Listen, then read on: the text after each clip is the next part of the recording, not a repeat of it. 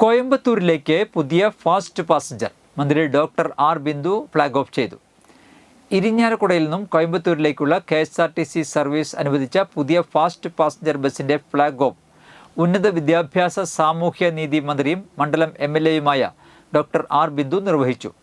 നിലവിൽ നടന്നുകൊണ്ടിരിക്കുന്ന സർവീസിന് മന്ത്രിയുടെ പ്രത്യേക ഇടപെടലിലൂടെയാണ് കാലപ്പഴക്കം സംഭവിച്ച ബസ്സിന് പകരമായി പുതിയ ബസ് അനുവദിക്കപ്പെട്ടത്. കോയമ്പത്തൂർ സർവീസ് ഇരിഞ്ഞാലക്കുടയിൽ നിന്നും രാവിലെ 5:45 പുറപ്പെടും. തൃശൂർ, വടക്കഞ്ചേരി, പാലക്കാട്, വാളയാർ വഴി 10:05 കോയമ്പത്തൂരിലെത്തും.